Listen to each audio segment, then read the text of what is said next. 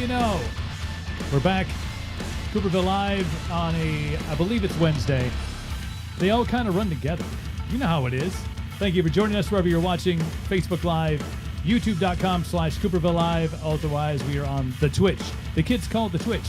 Therefore, I call it the Twitch because I'm trying to make myself younger and appear younger. We have a live in-studio guest for the first time ever in the history of the show. Bobby Tripp is here. Welcome. Oh, dude, I got to say, this cave is phenomenal. Thanks for having me. Thanks for letting me be the guinea pig for the first person in the cave. I love it. I know. I told him, I'm like, I've never had somebody like in the studio before. This is a new experience. So we had to figure out a different setup and things. And I got like 4 different cameras I'm trying to operate over here. See if we can get us both in one shot. There it is. We're both here. And here I am just sitting back, having a bush. And that was part of our criteria, is we had to have beers and do this at the same time. Yeah, and what was the question that I asked as soon as I walked through your door? Hey, can we cuss on this thing? Can we say fuck on this thing? I said, well, the FCC doesn't really regulate us as much as they used to back in the day. Yes, yeah, that's nice. We can say whatever we want. We can have, like, just go off like we got Tourette's and nobody's going to say anything. We could do a whole Carlin routine over here.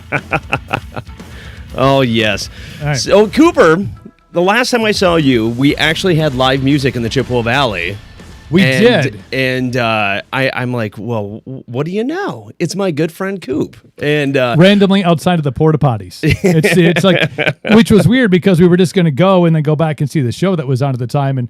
And Nicole ran into somebody, and then we ran into you, and I'm like, I think we missed that set. I'm not even sure who was playing at the time, but it was great to catch up, and we I feel like we solved all the world's problems right outside the porta potties. Yeah, and then what we thought, it would be best if we got together, went on Cooperville Live, and then discussed all those answers that we came up with at that moment in time. However, alcohol happened that night, and I don't remember any of the answers that we had. Yeah, so we may have to reinvent the wheel on a couple of these things. Like, oh, this seems like a much better answer, though we did bring the Busch lattes in. So to all of our friends over at Park Ridge, feel free to sponsor the show. Yes. I mean, how many times they got to ask you? I'm trying to keep you in business. We'll put signs up and we'll drink all day. You know, we'll do whatever you want us to do to make sure that you stay happy. Our significant others will love that. Yes. I think that is the greatest idea that we've ever had. Ever. All right, quickly, I got to thank the sponsors of the program, which is shamelessly, they're really just my companies. CoopervilleClothing.com is the website. The Nope line we dropped a couple weeks ago in full force. It's not Ope, it's Nope.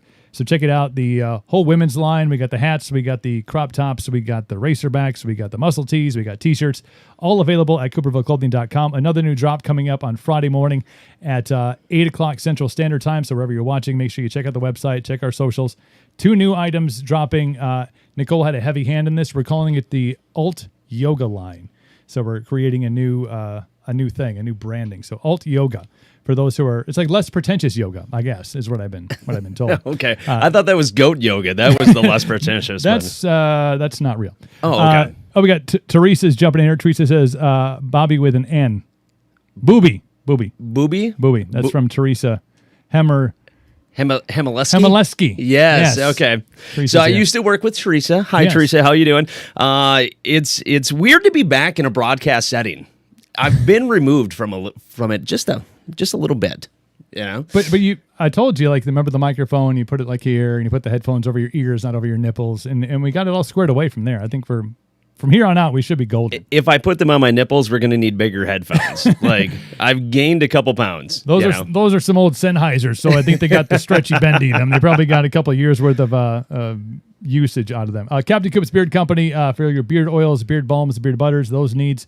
We're also going to be, for our first time since COVID, we are going to be on location at Riverfest in Chippewa Falls coming up on August the 12th. So make sure you stop out and see our booth out there and get yourself hooked up. We're going to have eye patches to give away for the kids, the whole pirate theme. So we're running with that. And also our first time having merch out at one of our events. So make sure you check that out coming up on August 12th. More details on that at the Captain Coop's Instagram page, which is at Captain Coop's Beard Co. And, of course, thank you to Midwest Meals, MidwestMeals.com. 16 signature meals. You can build your own, taking meal prep out of things. You just pop in the microwave, saves you from doing dishes. And we still eat out. We still do. We still make meals and stuff at home, but this kind of makes sure that we are at least trying to stay healthy and live forever. And they deliver nationwide. So wherever you're watching across the country, they deliver wherever you are. Get your order in by Friday. They ship out nationwide on Monday, so you have your meals for the week. And you can get your Sunday fun days back because you can go back to enjoying Busch Lattes instead of having to worry about prepping your meals for the week. So that's MidwestMeals.com. Promo code is Cooper at checkout. You get 10% off of your first order. So, Bobby, it's been a hot minute. It's been like a week almost since we last ran into each other. But Bobby and I, for those of you who don't know who are joining the show, by the way, you can comment wherever you guys are watching from. If you're on Facebook, if you're on YouTube, if you are on Twitch, you can comment and we can read some stuff up. Aaron, two legends. I think you're watching the wrong broadcast, man. Legends? Yeah. Holy shit. It's like Giannis and Chris Middleton, like sitting here having a show. No. Two former legends. Legends in our own minds, perhaps. Yeah, we're legends gone by. That's what we're just going to chalk it up to. I guess I was on B95 for 12 years, and I mean, you kind of, I don't know.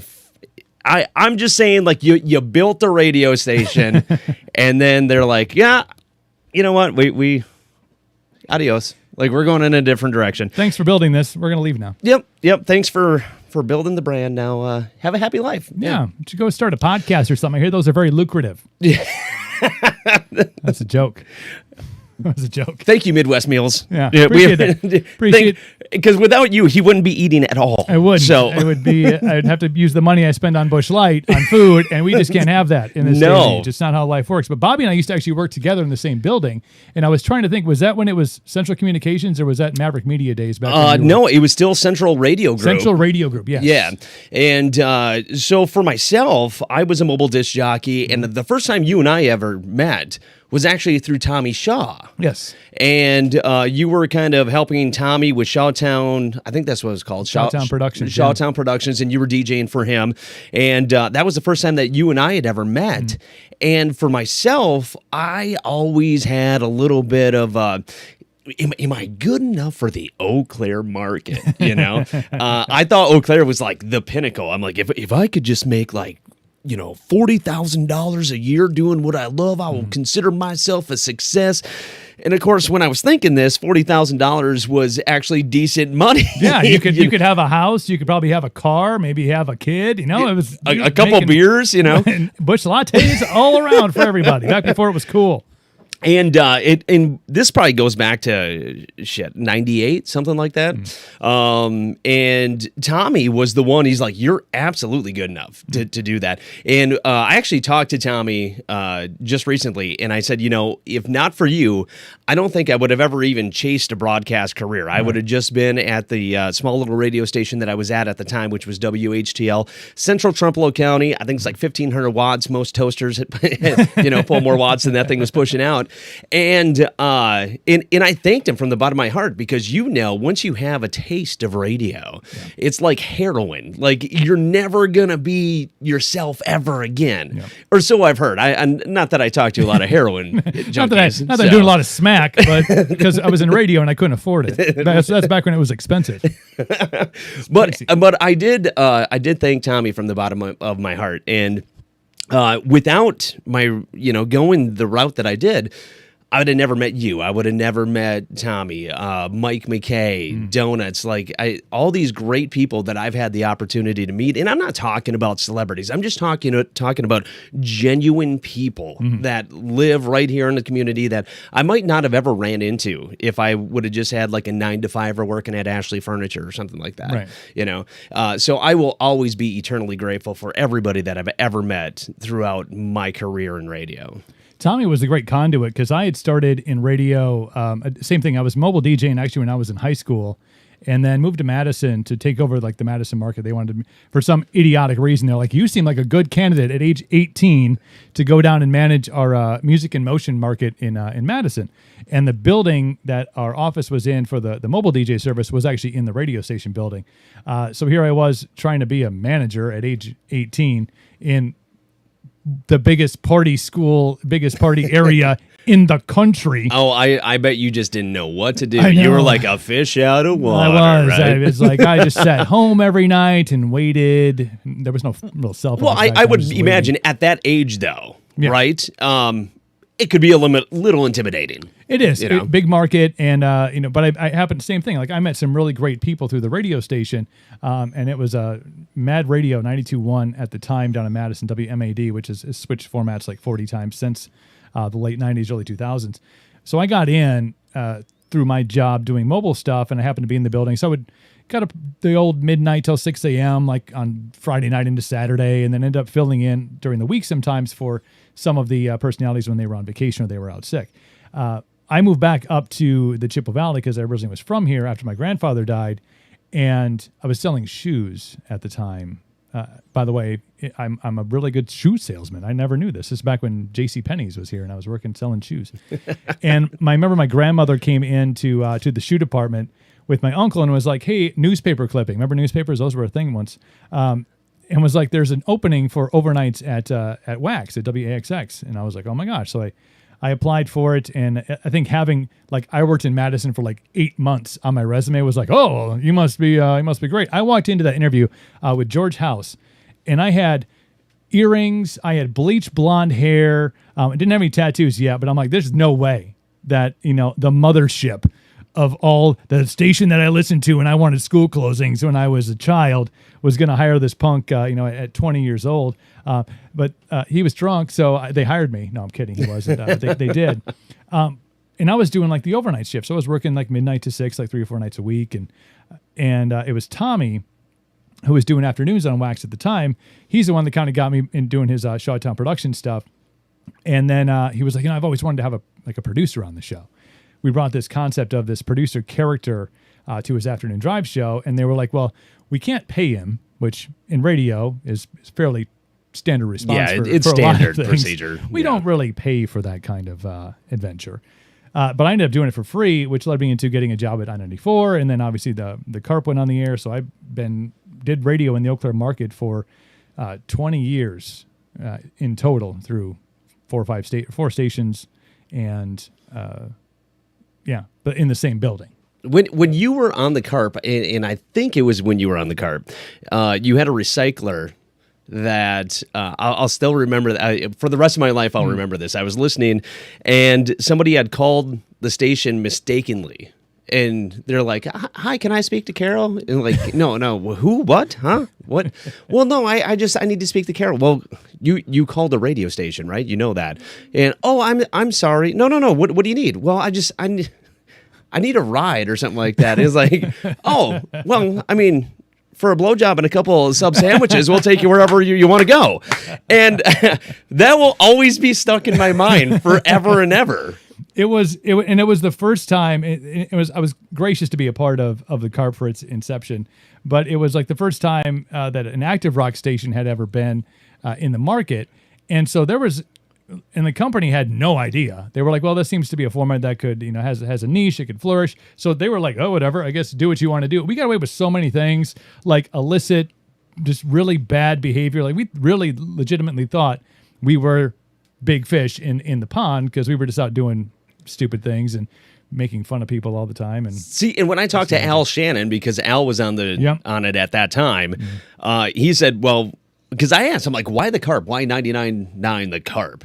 And he goes, "It's easy because we're all bottom feeders." I'm like, oh, okay. It really was. It really was. But it was a one of those wild things. I mean, there's obviously staples in this radio market, and I think that's becoming more rare across the country where you have like these heritage stations. I mean, B95 is in there. Wax is obviously in there. I think I-94, which has gone through some changes as well as Z100, which has gone through some changes. But like the ebbs and flows of different stations flowing in and out, and the CARP was this just weird stamp on society that people to this day, there was like a Facebook group of like 15,000 people that were like, "Bring back the CARP." I'm like, no, because nobody would survive these days. Like we got away with so many things. Cell phones weren't really a big part of the landscape yet. So we went out and just did stupid things. And if somebody had a digital camera, that was it took 3 days to get that film out onto the into the interweb. So it was a really cool. Joe says the CARP was us. It was. My liver has questions. Yeah. It does. It was the redheaded bastard stepchild of the radio world, and then there was a huge petition by redheaded bastard stepchilds, and they were like, no, don't you lump in with us. We'll fight our fight. You go do whatever it is that you do. Go be elsewhere. Do your thing elsewhere. But because you were doing, you kind of went through the same thing because you were doing part-time at Central Radio Group. We were on Wax, weren't you? Was that, yeah. So I would at the time, Leah Knight. Remember Leah? Yes. Yeah. Leah. So for those of you that don't really know the ins and outs of radio, believe it or not, there are syndicated radio programs, and she happened to be one of them. So my job was to make sure nothing messed up with Leah, and then do the weather once an hour, and up until I think it was 10 o'clock or something like that. Maybe the shift started at 10 o'clock. Maybe that's what it was. It went from 7 to 10, and then at 10 you had relief, and whoever was working overnight went from 10 until 5 a.m. Bob Osold would come in and do the farm report. Yep. So that was the shift, but Leah went till midnight. So then at midnight, then you could actually be a DJ. You could be an on-air personality a little bit.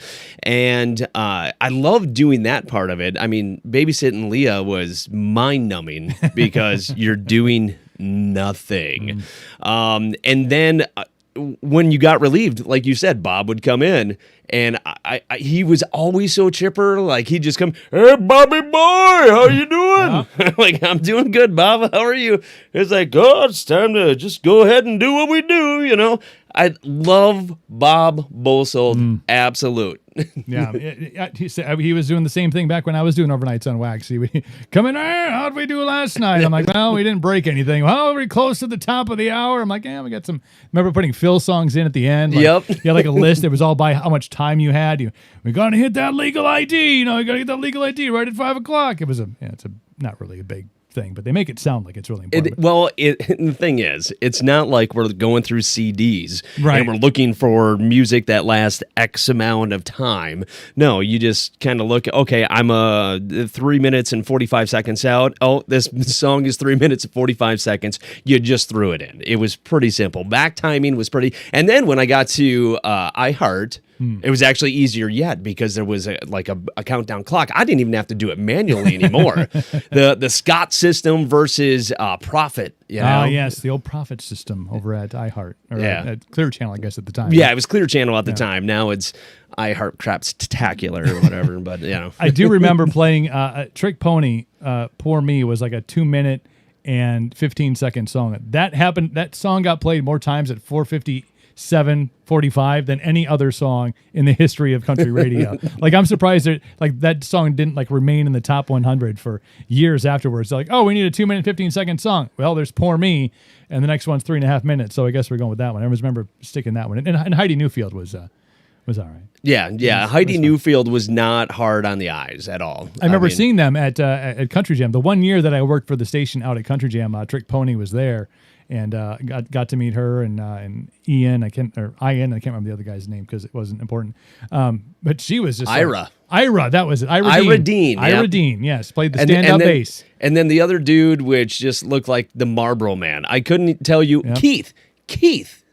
Black shirt, black cowboy hat, and but the stubbles. Stubble. Yeah, stubbles for day. He does not need any of Cooper's beard. He doesn't. By the way, can we do something? Yeah. You got some, manure or something to make it look thicker. We'll some fertilizer. I look like I got the mange on my face here.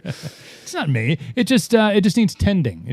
Is that what it is? Okay. Well, like I said before we started, you're like, "Oh, I'll give you the natural light." I'm like, "Dude, the only light that I'm going to look handsome in is no light, none." Why is the screen black on Bobby's camera? I don't understand. Well, he said he wanted to be in the dark.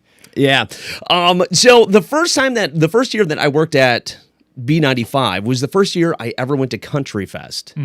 And, of course, I know that you had the honor of emceeing that festival this year. Your predecessor. And I was actually really looking forward to seeing what you could do last year, but, the stupid pandemic and blah, blah, blah, blah. And I love the fact that I get a text from you, and you're like, so I hear I have to shotgun a beer before I go on stage between every act. I'm like, well, yeah. Did you think it was just going to be some easy gig? I mean, come on.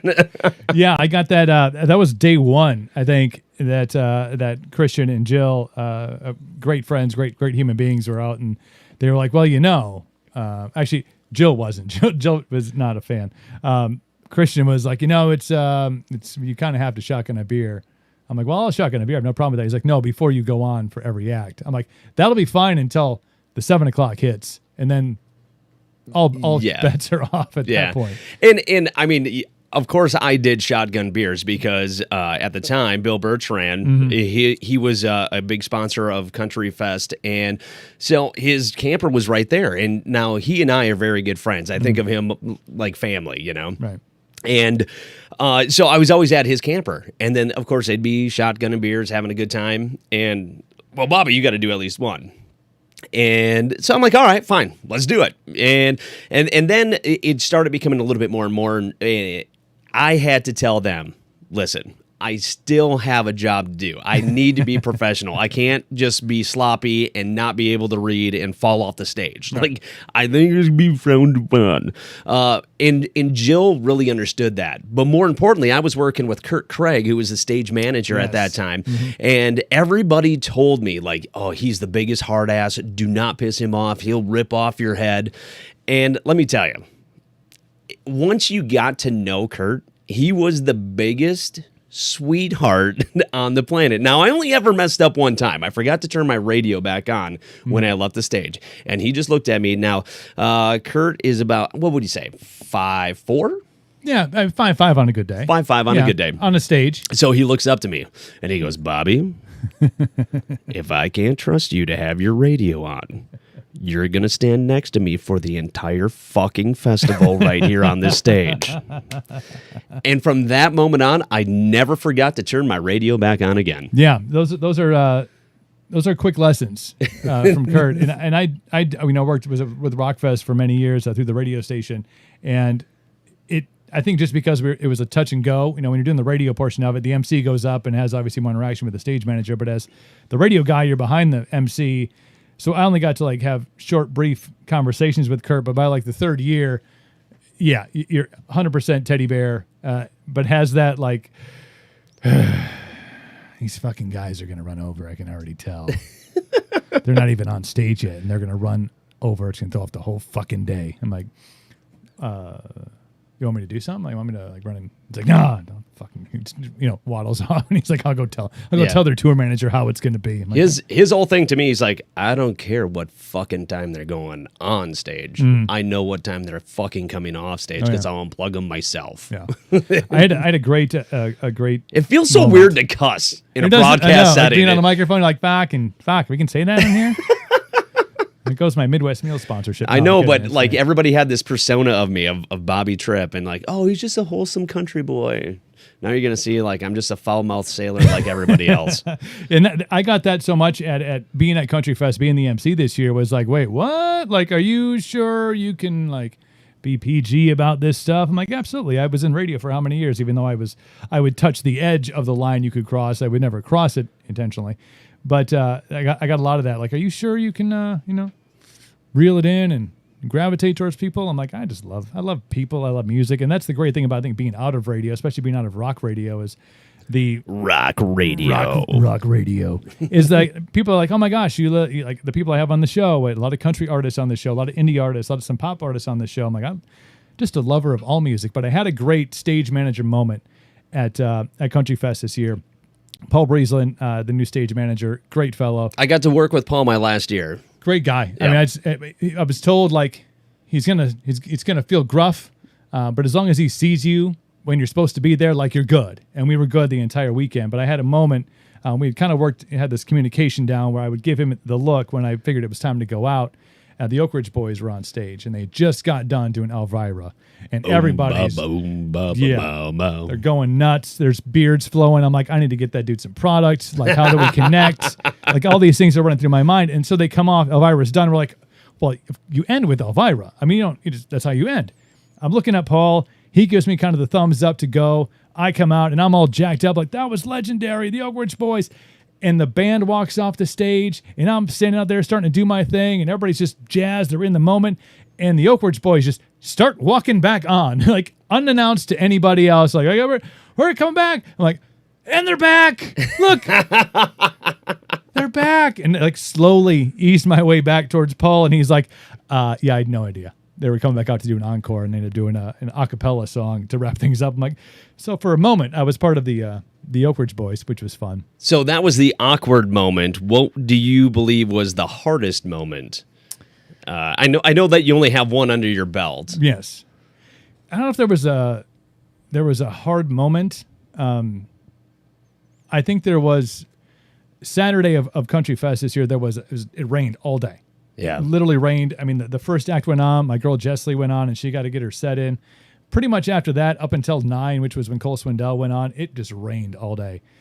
The most challenging part, and you know this from doing it for as many years as you did, going out early is you try to be energetic, and you're all like gassed up and ready to go, and the crowd's a little bit thin. Yeah. And then as the day progresses, the crowd grows, and at night it's a raucous party. The rain really put a damper on a lot of people's spirits. Now, not the troopers, because there were people in the pit that stood there for hours in the rain, no ponchos, just Jack Daniels and a smile. I mean, there was just a great. But to try to get those people like, hey, it's us four and and Confederate Railroad. We're all hanging out. Like, it's all of us. So I mean that's a challenge when when the weather plays a role in trying to getting the people out so you can really feel like you're the show between the show is what I like to call kind of what we do is you try to keep them entertained, you try to keep the energy flowing and direct them in the right directions. Obviously, thank your sponsors and point people in the direction that the fest wants you to point them. But when there's a real lack of energy because the rain just dampens everybody's kind of emotional wherewithal, and it was day 3.5, at that point, so people had already put a lot in the gas tank. Sure. But the cool thing is to come back out at 9 when Cole Swindell was on, the rain had stopped, and everybody who had kind of sat back for the whole day was like, all right, well, I guess it's time to find, fifth gear. And they did. And that was kind of a nice bow on the day. And but yeah, that was probably the toughest part. The weather one time had made the show 10 times better. It was Gary Allen. Gary Allen. I knew it. I was there for that show. Yes. That's my boy. And I'm standing right next to, I'm standing stage right next to Kurt, and he's like, just don't go anywhere. I don't know what he's going to do. And he's talking on the radio to Gary's road manager. He's like, he can come off the stage. He just let me know what he wants to do. And Gary was only into his set for like, I don't know, a couple songs at best. Yeah. And then Gary just looks over and gets this chagrin and walks out on the ego catwalk and like sings every song that had the word rain in it. And let's face it, he's got quite a few. He's got like 8. He's not without. And everybody that was there for that show just like he was out there enjoying it, so they enjoyed it that much more, and the rain just became a prop at that point. Right. It became part of the show, and I've never seen a show embrace bad weather the way that he did. And I mean, he ended up spending, I bet you, a couple $1,000s. He blew out his ear monitors. He blew out a couple microphones. Like, yeah, he went through some equipment, and like not a single fuck was given. No, zero. And I've been a huge Gary Allen fan for a long time. It's the reason we were actually out there for Country Fest that year, was to see that. And I remember sitting in the audience, and we were in VIP off to the left a little bit, and I was like, it's kind of raining. And then I'm like, this dude has a song that's called Songs About Rain. And he played that song, and there was a great picture, I think, that somebody took from backstage looking out and got his silhouette in the rain, and then you see the crowd out there. And it's one of the most iconic pictures. I remember Gary's Instagram page shared it, and Facebook or on Fest was all over it. But that's one of those times you're just like, you can't script that, because he went out like you said, on the catwalks. Most bands would probably stay, because you can be on the stage and be sheltered from the rain, but he was just out and being a part of that iconic experience, iconic show at Country Fest. You say, I think what happens is you say Tommy Shaw's name too much, he shows up. Oh, it's like, was it the Beetlejuice? Beetle. Say his name. Okay, I was 3 going to go times. with the reboot of was it not Slender Man, but you say his name 3 times in the mirror and he shows up. Oh yeah, what is that? Yeah, they got a reboot. Isn't there a Bloody Mary thing? Like if you say Bloody Mary's name 3 times. I don't know. I've drank Bloody Marys 3 times in a row. Yeah. So anyway, Tommy showed up. Tommy Shaw is in the chat right now. He says best part is being hammered while introducing acts. You would say that, Tommy. Well, you would. Well, he's not wrong. Candyman, Larry Thank just you. commented Candyman. Thank you, Larry. Yes. He knows. Yeah, and that I do have to say, like, as a radio personality, being able to bring somebody on stage, number one, it's a huge honor because some people don't even want an introduction, and that's fine and dandy. The pinnacle of my stage introduction career, I was the MC, but McKay's like, I don't think they're going to do an interview or anything like that. There's probably not going to be an introduction on the stage, so I'm going to boot scoot early. It was the Sunday closer. This particular Sunday closer was the King of Country, George Strait. Oof. Wow. And so, no, I was not the MC at the time. I take that back. Mike Cushman was. Yes. And so I found out they're going to allow me to introduce George Strait and the Ace and the whole band. And I'm like, yes, this is going to be awesome. And I figured, okay, even if I have to go out 15 minutes early, I don't care. I get to introduce George Strait. Yeah. People always ask me who is my favorite country artist because I played music for so long. Like George Strait, hands down, not even close. Like my all-time favorite country music artist. So here I am. I'm like, okay, what am I going to say? And I get out on stage, and George Strait, at this time, he was talking about never doing any more shows. Like, it's kind of like Alabama, how they have like 15 farewell tours, right? And this time is the last time until the next time. Like Kiss does the same thing. Right. Yeah. So here I am in front of thousands of people, and they're all waiting for George Strait. And so I go out there. I'm like, how's everybody doing? You know how it is.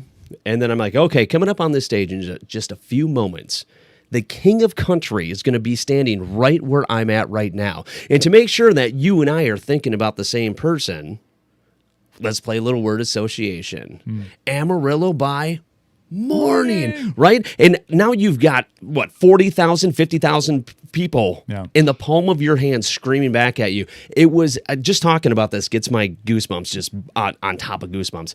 And I said, Amarillo by morning, oceanfront property, George Strait. And all I had to do is say, ladies and gentlemen, please make welcome George Strait and the Ace and the whole band. And then the band kicked in. Oh. Right? Everybody goes fucking crazy, right? And I'm going off the stage. George Strait looks at me, gives me that chagrin, tips his hat with one hand, shakes my hand with the other, and I get off to the side, and Kush goes, that was a great introduction. And I was so freaking nervous. Like, I'm like, I swear to God, I blacked out. And he goes, you had George giggling over here. He was laughing at your introduction. I'm like, well, it's all downhill from here, right? Yeah, there's no other pinnacle, no other eclipse. And then I thought about it. What's the one thing that you're supposed to do when you're introducing? You say your name and the name of the radio station you work for, and I said neither. I don't know who I am or where I work, but I'm glad to be here. Because it's not about me. It's not about the radio station. It's about that artist and all those fans. Yeah, there's a lot of that, especially in radio, that make sure you say your name, make sure you say your station. And I think in certain cases, it makes a lot of sense. Yeah. In an element like that, an element when you're emceeing something, when you're introducing a band, like you said, nobody gives a shit who you are. Nobody cares about, drink this or have that. But when you're engaging with them, when you have them in the palm of your hand like you do in that moment, they're along for the ride with you. Who you are, where you work, you could have said it 10 times and they're still not going to remember. But I always remember that being beat into my head as well. Like, here's what we got to do. Make sure you got the shirt on. Make sure you're wearing your shirt so they know. I mean, there's 30,000 people here. Like, do we have a hand in 1,000 of them being here, or 1,500 or 2? Oh, they were all there to see me. They were all there to see. Hands Bobby's down. here. Yep, Bobby's going. I gotta go. I want those corporate VIP tickets so I can see Bobby on stage, man. We got a couple of comments here. Yeah, Tommy, Joe Pelican, you were there. He was there for the George Strait show. How awesome was that? What a moment. I mean, and he was typical George Strait. As cool as can be. Just, you knew every song he was going to sing. It wasn't an over-the-top energetic performance or anything like that. But I believe, and don't etch this in stone, but I believe at the time it was still a 4-day festival. Yeah, so it was Sunday, the best way to wrap up on a Sunday night. What are your thoughts on that? Because I guess I should say we, because we were both in the same spot over the course of the last weekend. I watched Chris Jansen. Yes. I think that was the day that we saw each other. It was on Friday. We ran into each other. I think it was the beginning of his set that we were actually hanging out by the porta potty solving the world's problems. That dude, we're just talking the shit. Just slayed it. Like, I was blown away. I'm like, he is pyrotechnics away from this being a rock show. Yeah. Like, he did a drum solo. He busted their harmonica out. He's flying back and forth on the stage. He's throwing stuff to the fans. I'm like, this dude is just owning it. And he's got 3 songs. You know, 3 songs I think that are probably would be considered recognizable in the radio world. He did a couple of covers. I think he's written a couple of things, so there's some play in there. And I was like, holy crap, this is entertaining. I'm so glad that we're here at this moment being able to witness this show. And no matter what the situation, that is Chris Jansen in a nutshell. Because I got a story about him too. We got a Chris Jansen story brought to you by Busch Light. Yes, cheers. So he was playing I think it was the Wednesday show. He was the opener, and I don't know what had transpired, but they got loaded in, and then his bus driver got pissed off and left and went back to Nashville. So here they are with all their equipment. No bus, no way of getting anywhere. And I'm like, and here's the really bad thing, and I feel a little bad about it now, knowing like the bus driver left. I introduced myself. I'm like, hey, I'm Bobby Tripp. And she's like, oh, how you doing? You know, who do you work for? Oh, I work for B95. It's an iHeart station. And I made the joke about being the second most popular Bobby behind Bobby Bones. In the entire iHeart family. And then all of a sudden, like, she wanted to be my best friend after that. Oh, really? Sad of fact. And then come find out that their bus driver left. Like, they're freaking stranded there. I'm like, oh, maybe that wasn't the time to, have a little fun. But yeah, because now there's nowhere to go. Yeah. she can't leave. Well, they're in the middle of nowhere, Wisconsin. Legit. Legit, middle of nowhere. And they're like, I don't know, I'm going to have to sleep next to a cow in the pasture over there. It's not going to be good for my skin. My back is going to be wrecked in the morning. And 100%. all I have are my favorite heels. On grass. Works out well. But Chris was phenomenal. He still, even though all that stuff was happening, still played a remarkable show. And I can't say enough great things about not only him, his wife, his road manager, that everybody that surrounds him, nothing but great people. And I'm sure that you felt this too when you saw him, because of the pandemic and nobody being able to play anywhere. Right. Like, the joy was so genuine, not just for the people that were there and attending, but for the artists themselves. And I swear nobody had more fun on stage than Chris Jansen. No, I think that there was times when I think that he forgot, like, that this is what he gets to do. He was just out there being like first day musician, just having as much fun as he possibly could. They had some great photos they put up on their social media afterwards. Just, I mean, so grateful. But you don't think about, I mean, we think about it as fans, I think, of music, and maybe for us, for you, when you were in the industry, having like a year that you're like, well, there's no festival. I guess that's kind of a bummer. I don't get to go see live music. But for them, I mean, this is what they do. And this is their livelihood. This is where, especially for an artist that's at that level where he's at right now, it's really where a lot of your money is made, is going out and doing, 150 dates a year. And clearly he's an entertainer. I mean, there is no doubt that dude has got, I mean, I don't want to, it's really tough to throw Garth into any conversation, but I think energetically, he's like a young Garth. When Garth came out and he was jumping off the stage and jumping onto stuff and swinging around that NBC special that they did back when he was, chubby Garth Brooks, he had like a receding hairline and bad teeth. All of a sudden he's got great hair and a full, and it was the old days, that was rope in the wind days. He reminds me of that, just with that energy, that charisma, that ability to own a stage. And I think you add on top of that the fact that they couldn't do it for a year. I was blown away by the show. I'm so glad that we lucked out and were able to see that. But it relates to the George Strait thing, because George Strait, Alan Jackson, it's the X on the stage, and that's where you stay. Yeah. And for them, it's super duper easy because you have, George Strait has probably 50 number one songs. There's some. Well, he's got an album titled 50 number ones. So, and there's probably more since that came out. Yeah. I want to say 5 or 6. Yeah. So he could play. He's probably not going to go poor anytime soon. I think he was. I saw that his one of his Texas ranches was for sale for a couple $10-15 million. So he's doing okay. But you have those iconic characters who can just stand up there and they can do their thing, and it's a sing-along. Every word to every song. Alan Jackson falls into that same category. I think it's tough for a guy like, and I love Chris Young. I think Chris Young is a fantastic singer. I love his music. He's got a plethora of hits.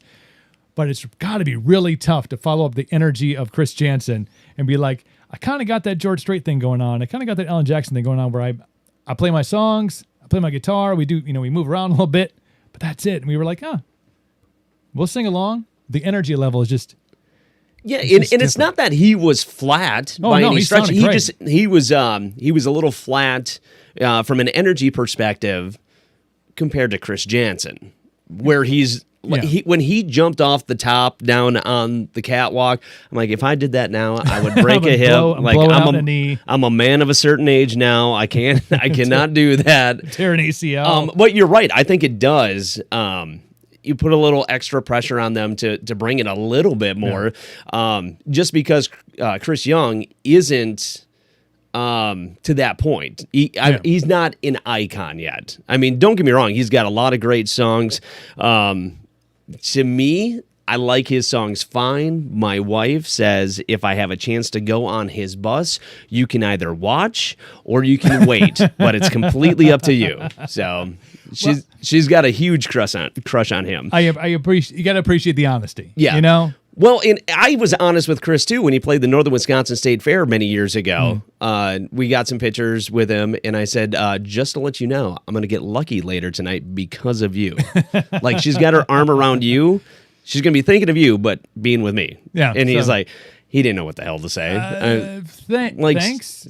Sometimes I'm honest to a fault. Well, I don't think there's anything wrong with that. I think you got to tell the stories because otherwise you don't have the stories to tell. That's right, and that's one of the many reasons why I loved what I was doing. Like, number one, I mentioned the people, not just the people I met, but the people I worked with. Teresa being one of them.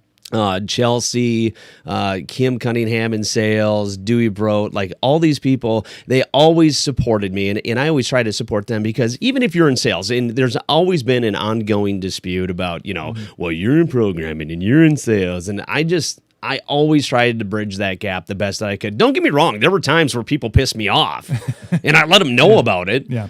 But at the same time, it's a business. We got a job to do. Let's get it done. And that's where I feel kind of bad right now with like some of the direction that radio is going right now, because you mentioned it before, the heritage stations, the stations that have been around for a long time, the Mike McKay and Donuts, the George House of the world, John Murphy. I love that guy. Always have, always will. Phenomenal dude. It's starting to get to a point where you're just seeing less and less because, well, why should I pay this person that has been there for, 20, 30 years when I can just have one of my bigger markets have their show get broadcast there. Right. And that's sad. And that was one of the things that I started seeing a little bit more of. And that was one small reason why I'm like, okay, it's time for me to step away from the microphone. It's time for me to do something else. The other thing is, my buddy was going to hire me to be the general manager of his oil services company in North Dakota at the time, where I was going to make like 4 times the amount of money. So that's another big reason. Did I sell out? You bet your sweet ass I did. In a heartbeat. Sold out in a heartbeat. Was there a moment, though, before you left, was there a moment, and it may be tough to recall specifically, was there a moment that you remember, like, losing that real love for the radio aspect of it? It's gone through so many changes. Things have become automated. I mean, it makes life easier, but there's also like this, got into radio to be in radio and to be an entertainer and to, you know, interact with people. And then you end up having like 14 different other jobs that you have to do. And radio becomes the least of the important. Do you remember a moment where you maybe weren't as enthralled with radio as you were when you first got started? Yeah, and it was definitely on the later part of it, you know, probably within the last couple of years that I was with B95. I noticed, and I had many discussions with Mike McKay about this too. You know, radio used to be, you go on the air, you make some people smile, you make them forget about whatever they have going on at that moment. All right, because if you can take them out of their day, even if it's for 2 minutes, and they're not worrying about, okay, I got to do this when I get to work, or I got to stop and get milk on my way home from work, whatever the case might be. Just take them out and just have them listen to you. If they forget about any part of their day for just a moment, like, that's the best gift that you can give anybody, right, as an on-air personality, as an entertainer. And I hopefully, you know, we're doing the same for you right now if you're watching this, right? If you're not watching, are you not entertained? As things have gone along, it stopped being just that. It started being, well, you have to be on Instagram, you have to be on Facebook. And before we went on air, I said, I'm actually starting to shy away from it more and more. Especially Facebook, because it's just become a cesspool of negativity. And that is one of the things that kind of soured radio for me, because we were obligated to be out there. And it got to a point where didn't matter what you said, what you did, you'd say like, well, I like kittens. And they're like, well, you shouldn't like kittens because they're overpopulating the world and we have too much kitty litter. Do you know how the carbon footprint on what it takes to make the things that you use to, you know, we can go on and on. There's negative things about everything in the world. We just don't have to dwell on them. Right. And that's what I hate about social media. So I would say that I couldn't tell you the exact moment that I started feeling that, but I did start feeling that a little bit. No, I think it had a weird transitional period when social media became something that you had to be a part of, and I was never opposed to it necessarily. I think it had its place, and I think it had certain elements of engagement that you couldn't necessarily get in radio. I mean, you talk about getting phone calls and stuff like that, and we can go through the whole how great it is to have somebody call you up. And back in the day, the phone lines were always busy when you called a radio station. Then they became less so, even though everybody has a phone. So social media became this elephant that everybody could kind of connect on in their own time. And we started to transition into this world that was super duper on demand. By the way, it's not lost on us as far as how ironic it is that you're watching this on social media. We appreciate it. We're 51 minutes in and you're still watching. Namaste. We get it. But it does become, even this program, and this program is live up, and we have great people. C-Dubs is watching from Malaysia. How you doing? Thanks for watching from Malaysia. My mom is watching from California. Hi, Mom. Hi, Mom. I promise I'll call. But it became a part of what you had to do to be considered successful. How many followers do you have? How many likes do you have? How much content are you creating? How much are you putting out there? How much live stuff are you doing? But when the on-demand thing kind of became how we all live life, I don't watch a show at 6 o'clock on Tuesdays now because I can watch it whenever I want to. If I want to watch 15 of them in a row, I can watch 15 of them in a row. Hell, I didn't even watch the live Bucks game. All right, it was game 6, and I went to the channel and I said watch from the beginning, and then I fast forward through all the timeouts. Right? Yeah, it's just the world that we live in, and radio. The tough part that radio has, and tried to interact with podcasting and social media, was that it's not on demand. It is real time. It's like this show. It's live. Sometimes used to be live all the time. It's now live sometimes. See, we used to could be live all the time. But then we figured out all the buttons worked, and we're like, oh, we don't really have to be here. Voice tracking took over, and in iHeart, I think especially iHeart and kind of the bigger companies really embrace that less is more, we'll utilize our talent in St. Louis and in Jersey or wherever, and they can voice track for a bunch of stations.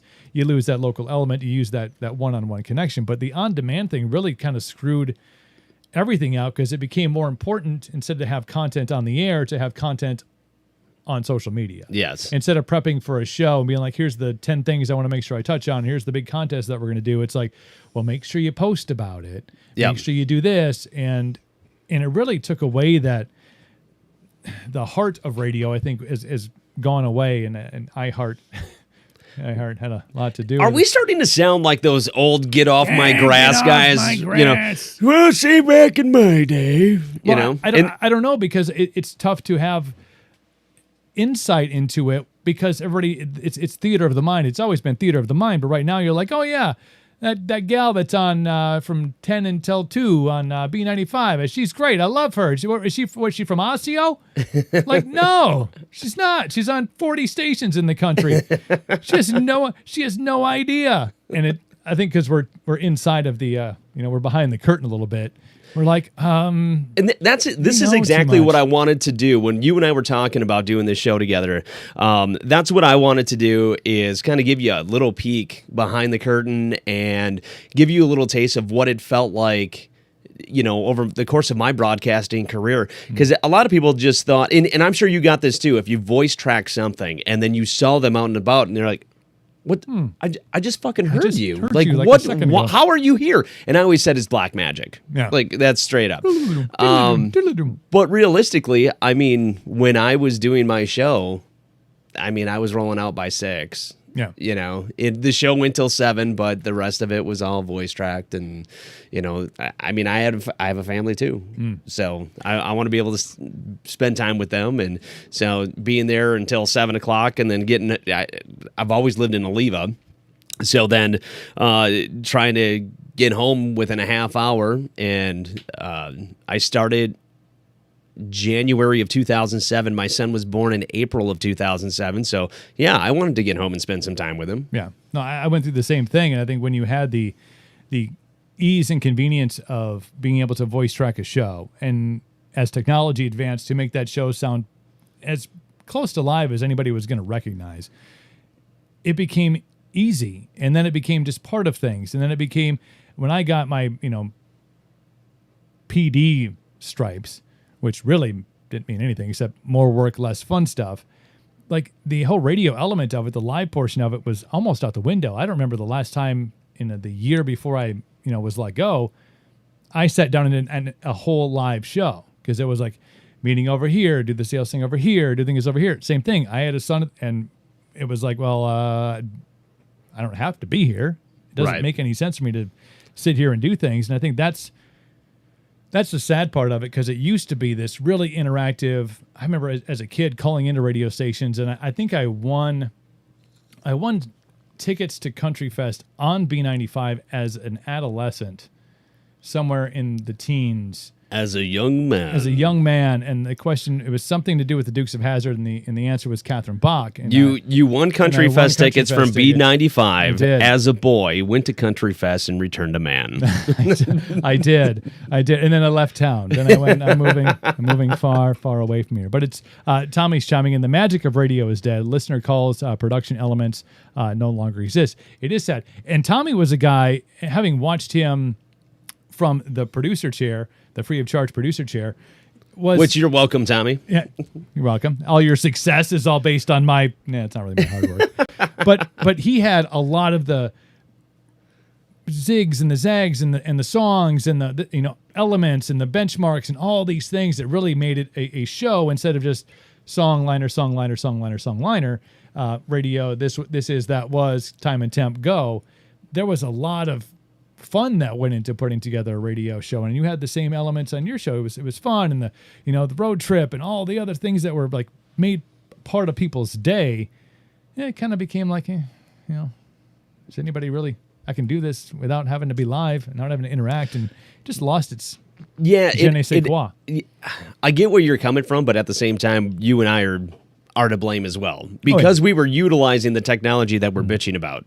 So don't get me wrong. Like I feel like a hypocrite sitting here today, but I mean that's still the facts. You know, like that's the way it was, and now you know the rest of the story. Ooh, now that's when radio was magic. When Paul Harvey was on at noon every day. Yep, and start your lunch hour. And who doesn't love them some Paul Harvey? I mean that last little story that he would always throw in at the end of his newscast. I mean, it was always phenomenal. And then his kid tried to take over, and let's face it, there's only one Paul Harvey. There is only one. Do you think Paul Harvey could I want to say make it? I'll air quote it because we're on video. Do you think he could make it in the world of today as far as content and that's difficult to say. Yeah.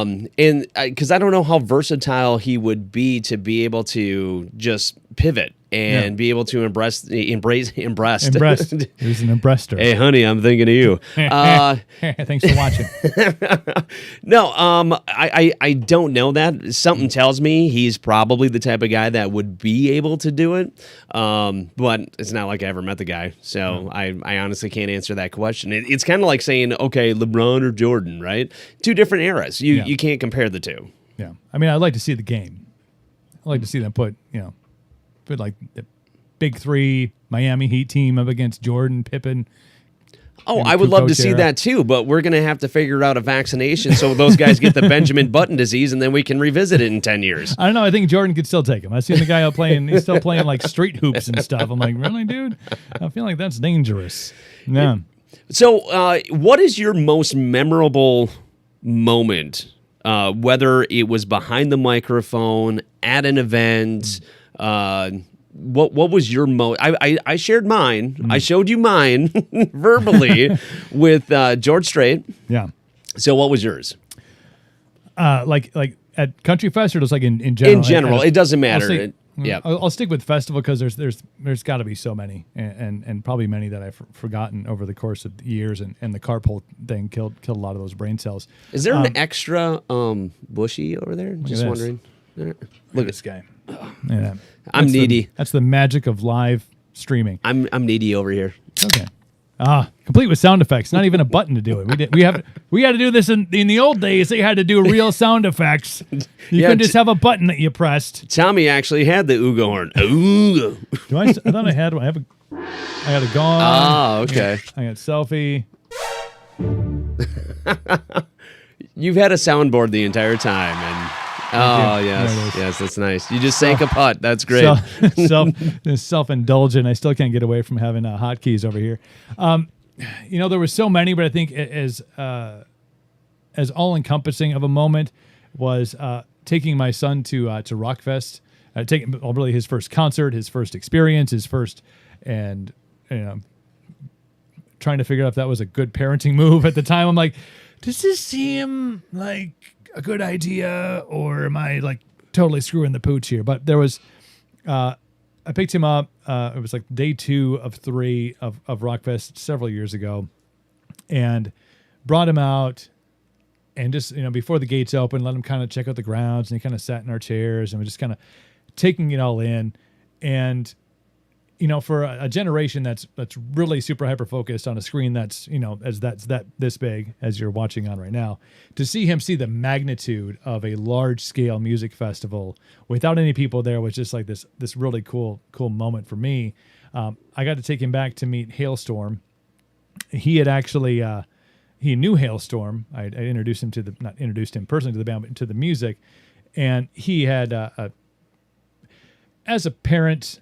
When he was born, I saved all of his. I got him a Twitter account when he was born, with his own name, his own name. I got him not a Facebook page, but an Instagram, so that he had. So those are reserved in case he ever wanted to grow into do stupid things with his life and be a Instagram star or something. So I already had him I had him reserved. So he had got on his Twitter on my phone and tweeted Lizzie Hale of Hailstorm, and I sent him a picture, and it was him sitting in the chair before the show started. And looking up at the stage and say, just sitting here waiting for Lizzie Hale. He was 7 at the time. He gets a chance to go back. She retweets him, and he's like the fucking king of the mountain. Like, he just won like every sporting event. There was like streamers were flying. I don't know where they came from. And he was instantly, just like that, he had more followers than you did. it didn't take very long. He was like, wait, this dude, I couldn't even get a retweet from Lizzie Hale. And I played her music for my whole career. He got a chance to go back and meet her, meet the entire band, got a picture taken with him. It's postered up upstairs. We were on stage. I got to bring him up because I introduced the band. I brought him up onto the stage, and he's just he's stage right, and he's just looking at 25,000 people. You know, he's never seen 25 people. You know, he's like, oh my God, this is, and Joe, lead guitarist from Hailstorm, comes over to him, and he was like, "You all right?" And he just kind of looks at me like, "Yeah," and like kind of puts his guitar like towards Grayson's hand, and Grayson's kind of like fiddling with it, and he's like, "No," he's like teaching him chords like before they go on stage. I'm like, dude, you have no How idea. awesome is that? Like how cool of a moment this is. And we got a picture of him like throwing his devil horns up, and it was just I think because it incorporated the event and music and radio and my son and the festival, it was just one of those cool memorable moments that we luckily have some pictures of, and he'll look back one day when he's super famous on TikTok or whatever and be like, yeah, this one time Lizzie Hale and I were on the hang, and I was too busy for her because I was 7 and I had my Twitter account blew up. But yeah, I had to turn her down because apparently my balls hadn't dropped, and it was a little too high on my octave. and she wasn't a pedophile. So that is awesome. That is a great moment, and the fact that you were able to share that with your pride and joy, that's something very, very special. Really so is. And my George Strait story seems very insignificant. No, I mean you're talking about the king. I mean there's really no topping being even on the stage with George Strait in close proximity. Yeah. And nerves. I mean, you've done the MC thing for how many years were you MC out there? 10 years. 10 years being the MC out there.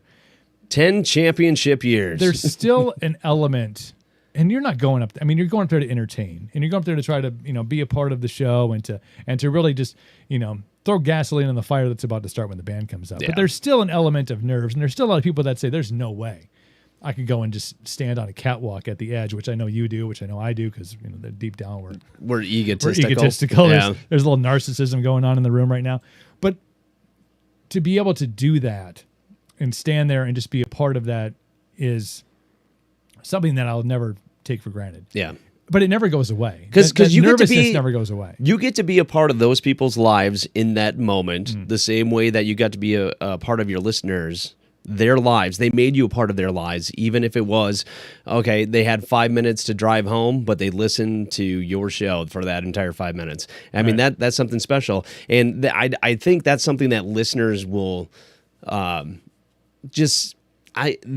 don't think they truly understand how grateful we are to have them let us in their lives. I mean, it's beyond words. I'm very seldom at a loss for words, but that is more important than I could ever actually be able to verbalize. And I think it's a thing that I think it takes stepping back to really understand that. Like, you're a part of somebody's life on a daily basis. Like, of all the shit that they have going on, and we kind of talked about that, we become the escape. That funny line or that joke or that introduction to a song or that cool tidbit of information or that trivia question. You're like, you took them away from the chaos of life for a minute, and it may take them years to know who you are, your name, and affiliate you with the radio station, but you're just kind of that little piece that takes them out of the chaos, and it takes stepping back from it to go like, wow, it really. And I think hearing it too, because I'm sure you've heard that over the years since you've been out of radio, like, wow, like this, it was really cool, like this moment that we had, or this contest, or this thing, or you were at this concert, this festival, and I was there, and the George Strait moment that Joe was talking, like he was there, like I was there for that thing. So you take a step back and you go, wow, this is really cool. I got to be a part of so many people's lives and so many more that you'll never, ever have interaction with. Yeah. In the rest of your life. And one of the best compliments that I get, even now, is, it's just not the same without you. Yeah. And that's not me, saying, haha, look at these dumbasses struggling without me. It's not an egotistical thing. It's me just knowing, like, oh my, I was able to bond with this person, even if it was just one way, right? Like I was able to bond with them somehow, some way. And for me, that's the greatest thing. Let me ask you this. Yes, There had to be some pretty messed up stuff that you've seen, witnessed. I mean, for Christ's sake, you worked for the CARP for a little while. You were talking about how much stuff they would let you guys get away with. There has to be some really fucked up story that so sticks in your mind that you're like, yeah, this happened. There's so many. There's just. It was a different era. It was definitely a different time. This is that get off my you. It was the best of times. It was the worst of times. There were no cell phones. There were cell phones. They were Nokias. There were flip phones. There were Blackberries, and they didn't have cameras on them. And if they did, they were really shitty. So you really couldn't capture any good footage. I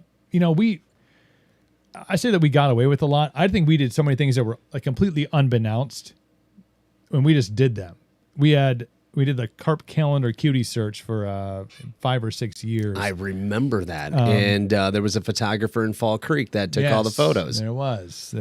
Yes, there was. So I mean, I've never looked at that calendar ever.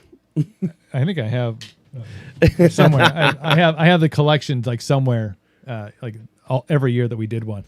But so, we would go out, and it's strange because I still have relationships with people from like Park Ridge Distributing, Anheuser-Busch, Angie and Ryan and all those guys. I mean, because they were a part of this craziness that we went through, like 26-week promotion, 2 nights a week. We're at a bar. It's usually a Tuesday and a Thursday, and we're there from 6 o'clock until God knows when.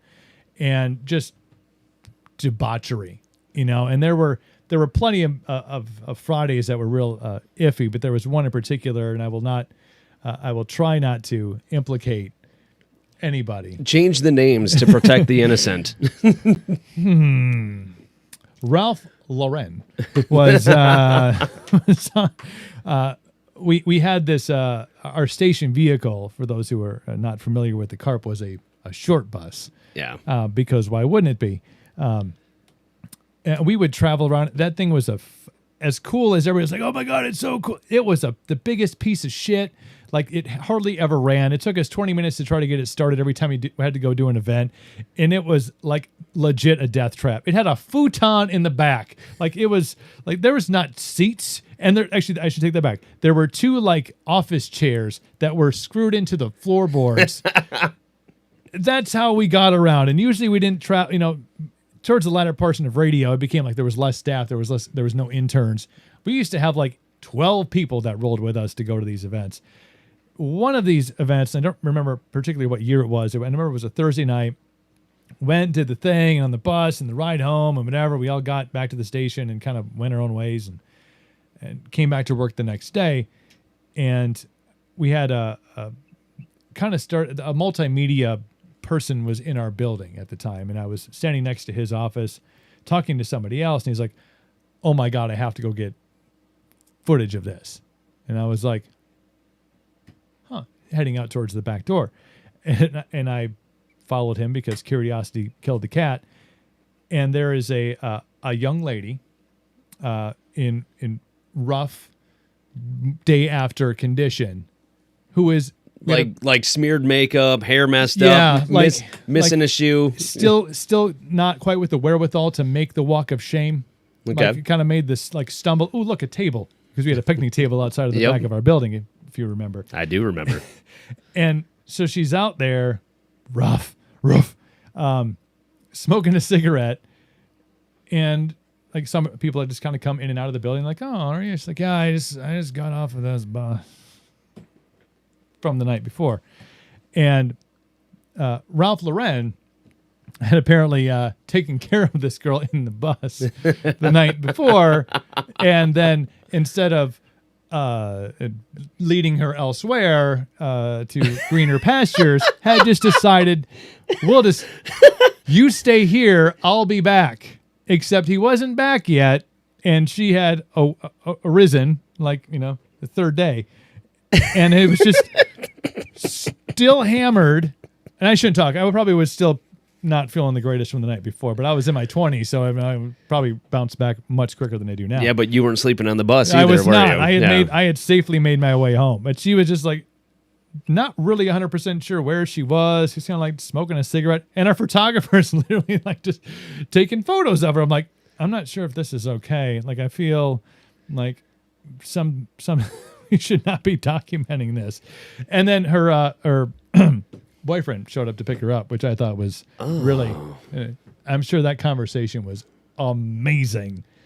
At the time. But yeah, It's probably like, this is the last ride I'm ever going to give you, ever. Yeah, I mean that's just one of many things that happened over the course of 20 years. 7 of those with the car. What it was like to get hepatitis on the cart bus. You know, it surprises me that nobody thought of like, how can we work in a sponsorship deal for like penicillin, penicillin, or just like, hey, it's an XYZ's doctor's office is available right around the corner. Just like something should have tied itself in there, but it never really amounted. We weren't thinking clearly at the time.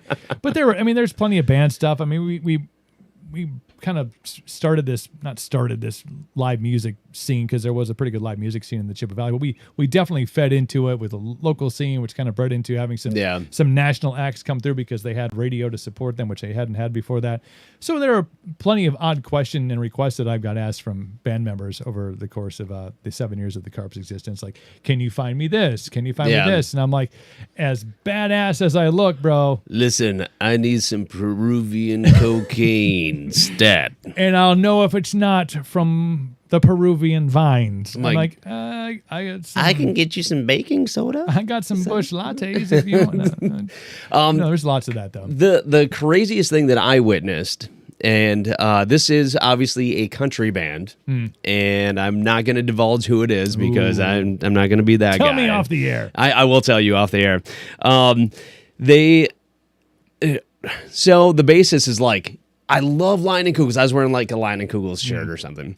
I love Lion and Kugels. Hey, you want to come on the bus for a drink? I'm like, all right, So I went on the bus, and as soon as I get on the bus, there's a guy eating a TV dinner watching porn. And then the guy that's going to make me the drink, they're out of red Solo cups. So he grabs a styrofoam cup, dumps out the cigarette butt and the coffee that was inside of it, rinses it out. He's like, what do you want? I'm like, Jack and Coke, and don't go easy on the Coke. Because I'm like, the more alcohol there is in there, the less chance I'm going to get something. Because I don't want to be rude, right? So he does that. He rinses it out, gives me my Jack and Coke. And right at that moment, there's a guy that comes out of the bathroom, looks at me, goes right back in the bathroom. I wasn't done yet. And then I'm like, okay, I got to get off this bus. And he's like, you want to sit down? Like, no, let's go outside. We'll enjoy the weather a little bit, So we go outside, stand underneath the awning, talk a little bit more about beer and where the next stop is, kind of make some small talk. And then I got the hell out of there because I'm like, I don't want to be around these freak shows like this. I mean, don't get me wrong. I love me a TV dinner. I love me some porn. But together, it doesn't exactly make me hungry. Yeah. When you're like the third, fourth person involved, you're like, I'm good. Yeah. I feel like I'm just going to step outside really I'll briefly. just, I'll be over here, you know? No, there were so many different memories that now pop up that you're talking about. We did Summer Jam for like 3 years, which was like Country Jam's version of Rockfest, but it was like one day and it was like country it was pop and rock. So we had 1 year headliner was Nickelback, and be like, How You Remind Me was like the biggest song in the country, but they were still like in theory a baby band, even though they had another album out. In the second year, they were a big band in Canada. Well, they were huge in Canada, still huge in Canada. But the following year, we had Three Doors Down, and a couple of the rock bands, and like Ashanti was there. Ashanti did all like all the hip hop songs from like Ja Rule and like a bunch of different rap artists. She was like the female vocalist, so she couldn't fill 90-minute set of her own music. She would just sing other people's music. She did 15 minutes and was like, but isn't that like 90% of rap music? Like somebody else's? Yeah. Like, how do you see the show without being like, this is I'm talking to you, Vanilla Ice. Ding, ding, ding, ding, ding, ding. Hey, it's different. It's not the same. It's not the same as Under Pressure. Yeah, because ding, ding, ding, ding, ding, ding. So we're a part of Summer Jam, and me and another person who shall remain nameless. We're backstage after the show. We were chatting with kind of some of the guys from Three Doors Down, another band that was there. Course of Nature, I think was their name. Kind of chat with them back in was the kind of the VIP like interview lounge stuff. And the person I was with, she had to use the bathroom, and one of the guys in Three Doors Down was like, "Yeah, you can use the bathroom on our bus." And I was like, "Cool, we should probably bolt because it's like 3 a.m. and like the festival's been over for about 4 hours." We should probably leave. And so I remember sitting outside of a Three Doors Down tour bus for the better part of 2 hours, just waiting. I'm like, this is the longest bathroom break I've ever been a part of. And then you're like, I hope you lit a match when you were done. You know, they really don't like it when you go number 2 on a tour bus. Yeah. It's kind of like an unwritten rule. That's why they stop at Walmart all the time, and they take care of that shit there, man. That's where they do that. Oh, I see what you that take care of that shit. See, yeah. Trying to tie it all up. I want to get you out of here with this question, Bobby. Okay. We're going to come back. We're going to do this again. We've been at it for an hour and 20 minutes. Nonstop. That explains why my bladder's about to bust. Hour and 20 minutes nonstop and commercial free. But so how many years you been out? You've been out of radio for? Let's see. About 2.5 years. Yeah. So I've been about 2.5. It was February of 2019. Where do you think, what does radio look like for you? Not for you, like as in getting back into it, but like for you, like where do you think radio is going in the next 5 years? Do you feel like there's going to be a revolution? There's going to be kind of a retroactive thing where radio becomes big again? Or do you think that there is no light at the end of the tunnel? Where do you think it's going to be? Well, personally, I mean, they've been saying it for years. Terrestrial radio is going to go away. And for those of you that don't know what terrestrial radio is, it's, when you tune it in on your car, like that's terrestrial radio. Or on your boombox. Your boombox. But see, even then, we already have high definition stations out there. Right. So I do think that's the next progressive step. Eventually, sorry, talking with my hands over here. Careful over there. Eventually, everything is going to be ran through the interwebs, and the frequencies that you know and love right now, the Wax 104.5s, the B95s, the Z100s, you're still going to be able to listen to those, but it's all going to be through your phone. But don't get me wrong, like you're still going to have it in your car, right. But it's just going to be tuned in a different way. I do see that happening. It may not happen in the next 20 years, but I could definitely see that happening at some point, probably in my kid's lifetime, in your kid's lifetime. It's definitely going to change. And then when it does, I think then it ends up taking another step in a multimedia fashion, whether it's through social media, YouTube, maybe it's a little bit more on demand. When DVR first came out, I always said, well, why don't they have an AVR in cars? And then, of course, now I work for Chippewa Valley Mazda. And so I hop in a Cadillac, and wouldn't you know it, AVR in there. So listen on demand. So you get into your car and your favorite song was on. You're like, oh, I just missed it. Or I want to listen to that song again. You just rewind it. It's actually pretty awesome. And you're going to, I think, start seeing more of that type of technology as we move into the future. Because, I mean, hell, we have a private citizen that just built his own fucking spaceship. So if he can do that, I'm sure we're going to get a little crazy with radio. Did you notice the shape of that spaceship? I get aerodynamics. Because it looked like a cock? It looked like a giant penis. Yeah. It's like a giant Jeff Bezos bald head penis. It was just really... I'm like, we've advanced technology and we can do all these things, and private citizens, Elon Musk and Richard Branson and all that stuff. Like, we haven't quite got to the point where we can't have a giant phallic object as our... we fly into space. Aliens got like saucers, and they got like, triangle wing things. We're like giant dicks in space, man. I love that movie, Giant Dicks in Space. That was the porn the guy in the bus was watching. as he was trying to make you a cocktail out of a coffee cup that had cigarettes in it. No, man, it's strange to me how long radio has survived. I think because it's still the most convenient thing to do. I mean, my Jeep, I can plug my phone in and I can listen to whatever. And when I'm traveling like longer distances, I'll do that. I'll put a playlist together, or if I'm coming out of a concert, like dude, fucking Brothers Osborne. Like I've been such a Brothers Osborne kick since I saw them live. Like I'll plug it in and I'll just listen to that, or I'll turn on the Pandora. It ain't your fault. It is not. It's the whiskey's fault actually, but it's so easy. Like it's not. There's no challenge to radio, and everything else seems to have like a little bit of an extra step to it. Whether it's want to watch the show, trying to find something to watch on Netflix, or trying to find a station on Pandora, or trying to find a station on Spotify, or trying to find something on Amazon Music. There's an extra step to it. Radio is still just like right there. It's still at the drop of a button. And the fact that we're losing DJs and we're losing talent, we're losing that local element, I think it sucks maybe for us because we understand that tie-in, and as some of the people in here have chimed in about need live local DJs again,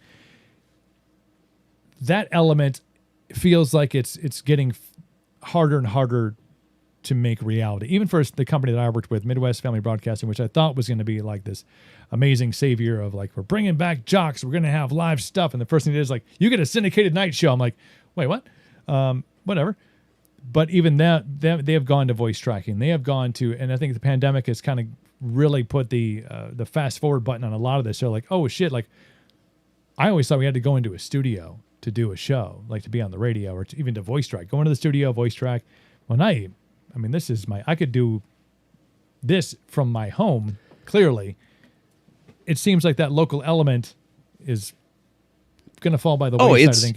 I think it's already done that. Yeah. Like it's only going to get worse as time goes on. But I think we've already seen that. I mean, between McKay and Donuts, you have 50 years between the two of them, and then one day iHeart's like, nope, you're done. I would have been a casualty had I stayed. Hell, Jerry Jordan, who I think is probably one of the most talented people I have ever had the pleasure of working with. From the sprawling metropolis of Caryville, Wisconsin. Is it Caryville? No, Prairie Farm. Prairie Farm. Prairie Farm. Prairie Yeah, Farm. yeah, I was going to say Sun Close Prairie, enough. but yeah. I was going to say, yeah. He's from a small town just like me. Small town? Just a small town girl. But he ended up jumping from market, and this is just unheard of in the radio world. Eau Claire would market 248 to something. Depending on the year, but yeah, 230s to 250s. Right. So he goes from Eau Claire, which, by the way, he tried to stay in, but the general manager at the time did not want to pay him. What he was worth, and he took the operations gig, and they were going to negotiate money at that time. He goes, no, don't pay me now, but when I have the stations performing, then pay me. Like, let my performance dictate what you're going to pay me. So then fast forward 2 years later, then they're like, no, we're not going to pay you. And at the time, he had 7 stations that he was working with, because I believe 98.1 was still part of the umbrella company of iHeartMedia. Out of those 7 stations, 5 of them were in the top 6. You know? And so then he's like, all right, let's talk money. And they're like, no, we're not going to pay you. And then that pissed him off. He's like, well, fuck this. I'm going to find somebody that will. So then he jumps to Cincinnati. And then from Cincinnati goes to Philly. That's just unheard of in the industry. Like, you can make it to Philly from a small market, but you're going to move no less than a half dozen times. And he did it in 2 jumps. Yeah, 2 jumps. And then goes to Seattle. And then he got axed in Seattle because the pandemic hit, and they just, all right, you're fired. They were like Oprah handing out pink slips. You get a pink slip. You get a pink slip. Hey, thank you for coming. And now, like, it sounds like he and his lovely wife Tony, they got 2 boys now living in Nashville, working in marketing, and just loving life. And I wish nothing but success for him as well. And because, like I said, he understood radio marketing probably better than anybody I've ever met in my life. Hence, that's why he was able to jump the way that he did. Right. But I said it back then. I'm like, well, shit, if he can't make it, nobody's going to make it. And sure enough, the people that I thought would make it, they're fired. You're sitting here. Here I am in my basement. McKay and Donuts, doing my show in my they're basement. sitting at home. Like there's a lot of people that are just a lot of really talented people that are out of work because, and they might want to blame the pandemic, but the wheels were in motion long before that because of the technology. And let's face it, it's all about the mighty dollar. And I'm all for capitalism. Right. But my humble opinion, you don't want to risk your product being worse in order to gain some money, right? That's exactly what a lot of the bigger companies are doing is they're saving pennies in spending dollars ultimately because they're not the money that they're losing from not having local jocks has got to be outrageous, but their operating expenses are down. So like, well, this is a success because our operating expenses are down. I mean, yes, our revenue's down too, but our operating expenses are down too. But bullshit. Like you're never going to be able to convince me that live personalities aren't beneficial in any market. Now we come from, very conservative West Central Wisconsin. People love that interaction. And trust me when I say this, everybody that has had the opportunity to speak to you through a microphone, we appreciate it. Always have, always will. But there's somebody somewhere, Bob Pittman, making decisions about the company to make stockholders happy where it just doesn't make sense. Eventually it gets to a point where it doesn't make sense. I mean, for crying out loud, they sold their towers for their radio stations, which the analogy that my engineer had at the time, he's like, it's like burning the furniture to keep the house warm. Eventually you're going to start the house on fire and it's all coming down. Yeah. That's kind of how I feel about iHeartMedia right now. Eventually, that's what it's going to be. They ended up just overextending themselves because they bought a bunch of radio stations, and then there was a huge recession and got upside down, and they can't really find a way to get back out, even though they restructured things. When they restructured things, well, that's when all the jobs got lost too by the really talented people. And it's unfortunate because there's a shit ton of really good people that work in iHeart today yet. Yeah. I'm just saying from a decision upper management area, I think they're a bunch of idiots. But that's just my opinion, and who the hell am I? No, I don't think that opinion is lost on even people that aren't, inside of the radio bubble or understand that when somebody's just yelling out like, "Hey, Eau Claire, thank you for making our radio station number one." Like, yeah, it takes a while, but people start to pick up on that. But when you talk about like a talent like Jerry Jordan, who I remember epically, and the story of his jump to success, and how another guy, we kind of talked about Tommy being like the bells and whistles. That show had every element to it. That kid was destined to do something really outside of this market. The fact that he wanted to stay here always blew my mind. I'm like, but bro, like, as soon as Tony Flya leaves, you just jump right into his position over at KDWB in Minneapolis. You'll be in market number 9, and life will be good. But to see him get let go after that amazing jump from Cincy, which is a huge jump, Philly, bigger jump, Seattle. Come on now. But all of the talent that is still out there, it feels like there's 4 of them. It feels like there's 4 of them that are getting like this great opportunity, and everybody else kind of got shit canned and got pushed to the side. You got the Bobby Bones and the Ryan Seacrests of the world, and then everybody else has lost a lot. There's a lot of people that have lost their jobs because the powers that be said, we're going to syndicate these guys because, well, it's just going to be cheaper. Yeah, and you're missing out on that element of you have one local jock running all the things at this radio group. You have 3 local jocks running things at this radio group.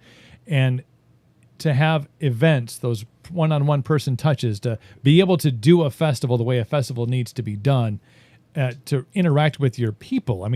You have 25,000 people, you have 30,000 people out there, and you have one guy, or you have 0 guys, or you have an engineer out there trying to make believe, don't look behind the curtain, we're still here, we're still a thing. that's what makes me feel like this is just on this teeter-totter of radio itself, and terrestrial radio doesn't exist in the ether of how it used to exist, where you have people and you have presence. You don't even need to have a fucking sales rep right now. Yeah. Local sales rep. You don't need to really have a one-on-one person touch. You can do this all virtually. iHeart is an app that you can go and design your own commercial, do your own commercial, cut your own commercial. I'm like, well, then why do you have... But then you can even take it one step further, and then you sometimes have, management at a local level that just kind of cock block people from making a living as well. They're like, well, you can't hire this person because of, it's a conflict of interest or what have you. And I think that's a bunch of bullshit too.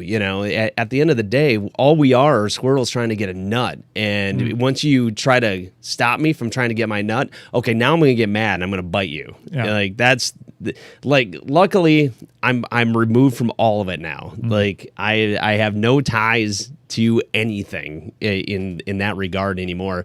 From a radio aspect, don't get me wrong, still got a lot of friends in the business. Yep. I'm sure you do too. But I'm actually kind of happy and relieved to be away from it, to be honest with you, because all I would ever do, I think it would get to a point where I probably get fired anyway, because I would get upset to the point where I would just tell a boss to go F himself. Yeah.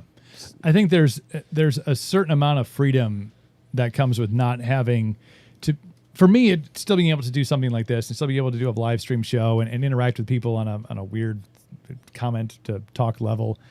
But to have the freedom to do whatever I want, talk to whoever I want, talk about whatever I want, not to have to fit within a mold, not to have to do 25,000 other things in order to have the opportunity to even be on the radio, not to have to deal with bullshit and bureaucrats and stupidity. And, hey, who doesn't want to go do a 4-hour car remote on a Saturday? Doesn't that sound like fun? You can get $100. I'm like, fuck the fuck off.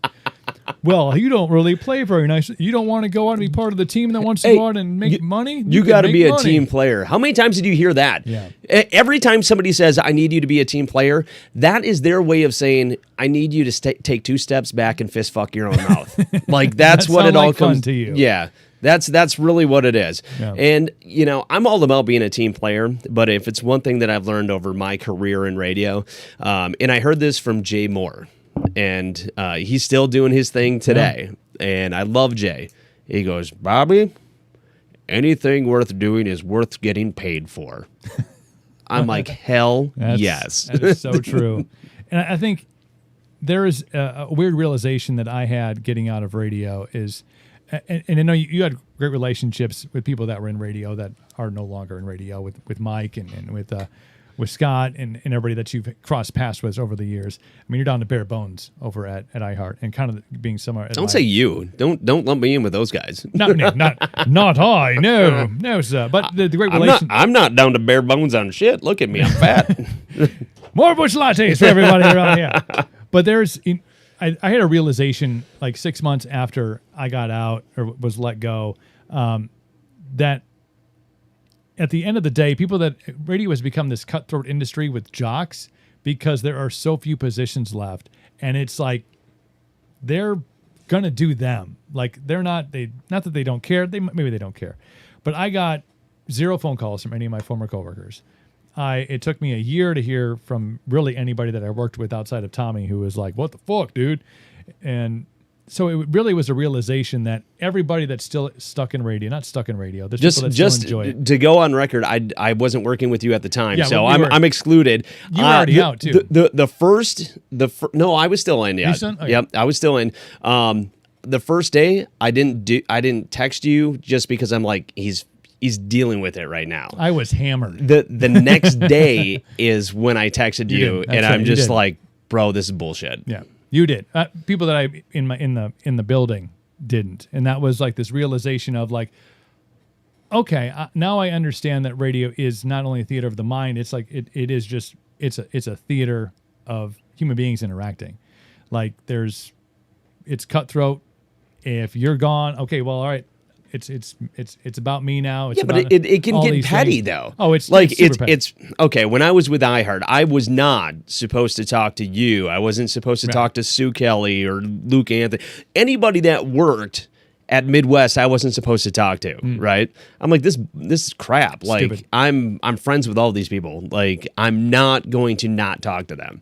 And so when I saw people, I still chatted with them and stuff. I kept everything brief, so I didn't get, a good tongue lashing. But that's the type of petty shit that I can't stand. Now that I work in the car world a little bit, it's amazing to me how there's no pettiness. There's a lot of car dealerships in the Chippewa Valley. Right. There's Chippewa Valley Mazda. There's Ken Vance. There's Mark Ward. The list goes on and on and on. Chilson. And when the pandemic hit, they could have been like, okay, it's time to batten down the hatches. We're taking out everybody. No, they actually had a meeting. They all got together and they're like, okay, how can we get through this? How can we all survive? And like, I didn't even know about like that happening. Right. And then that's how I'm like, okay, this has to be the industry for me now. And I'm not selling cars. I'm behind the scenes a little bit and stuff. And everybody that I work with now, they're high energy. Like we all have a good vibe. I enjoy going to work now. My previous job when I was in my basement, I wasn't seeing the daylight. Like I just, everybody that I talked to it was virtually, I couldn't stand it anymore. And I'm lucky to be able to kind of pivot and rotate and be back now. And survive the pandemic, because there's some people that haven't. So I do feel very blessed in that regard. But getting back to my original point is I hate when we get petty about stuff like that. Like, we can't be friends because why? Because we're competitors, know? Right. Yeah. There was only one person that I ever like butted heads with a little bit, and it wasn't that we ever actually spoke. It was just, Phil had the Tripper name and I was Tripp. Right. And every time I've talked to Phil, like, he's been nothing but nice to me. Yeah. But like I'd have to say, like, I was a little pissed. I was jaded by it. This is what we're doing now? Yeah. And I'm like, oh, so we're just going to go ahead and muddy up the waters. Okay. Yeah. That's phenomenal. And then somebody had told me like that was Phil's real last name and stuff. And I'm like, well, now I can't really be pissed, And then somebody said, no, that's not his real last name. No. And then I got pissed off all over again. I'm like, oh. So, but at the end of the day, like, I can't speak pissed off at him because I heard that it wasn't even his decision to go with that. Seems like a managerial call. And that's just it. It was a managerial call. And, let's face it, we've got some really piss poor managers that were working in radio back in our day. iHeartMedia now has Gina Kress. Gina Berge now. And so she's the new Rick Hensley over there. She's the new GM. And I told her, I'm like, you're going to do great. I mean, your hands are going to be tied and everything. You're not going to be able to make any decisions, but whatever they ask you to do, you're going to be great at it. Yeah, it's a tangled web, and it continues to. I'd like some days it tangles itself more, some days it untangles itself. But I will tell you, Bobby and I have done shots of butter together. Yep. It came up on proudly. It came up in my memories because it was at Rockfest like 5 years ago. You're gonna have to post this with find it and post it. Yeah. And like this one time, we did a shot of butter on a Sunday morning. That was rough, but being out, I never had, and I thought as soon as I got let go from radio that I was going to be like, well, this is just what I do. I've done this for 20 years of my life. I mean, I've done radio longer than I had been alive, and being out and having a few days, one intoxicated and one really hungover. So like the third day, biblical, I was like, there is no way. There is not enough money. I applied for one radio job, and it was in like the Cayman Islands on a country station in the Cayman Islands. The Cayman Islands is like 11 miles long. It's in the middle of the fucking Gulf of Mexico. I'm like, I will work there. And that's the only job I ever applied for, and that was more for sand dollars because it was like a $20,000 a year paying job. But I'm like, there's no. How much money do you need down there? I guess I don't know. Not much. I mean, I go work at the other radio station, which is 3 miles away, which is another way to the coast. But there was no desire to get back in, and it's really opened up, I think, this freedom to continue to entertain, to continue to do things, to continue to like expand and start my own beard company and start my own apparel company and really have freedom to do a lot of different things that I never would have been afforded the opportunity to do in radio just because of how weird it had become towards the end of my tenure in it. But it was upsetting at the time. I only get upset about not being in radio anymore when it affects my current sitch. Yeah. When things from 2.5 years ago creep themselves back into existence, I'm like, we're still there, bro. Like, we need to get over shit. Like, I'm over shit. Y'all need to get over shit. But other than that, I look back on radio memories and I'm like, damn, we had some fun. We did some good things. We did some amazing things with 92.9 The X. We did some great charity events, some great. We built our relationship with Rockfest to what it is today. So nothing but great memories to go back. But there's no goddamn way in hell I will ever go back and be on radio ever again, because I can't say goddamn on radio. You can't say goddamn it. Did you have any desire to get back in after you got? I know you had other opportunities. You were doing other things. Was there moments? So yes, I did reach out to both Mike and Rick about, hey, when I came back from North Dakota and I was doing my job from my home, I'm like, if you want me to do some voice tracking, I'll do it. You know, just a little something on the weekend. You know, I pay me minimum wage. I don't care. You know, just let me scratch my itch. Right. I got zero answer, none.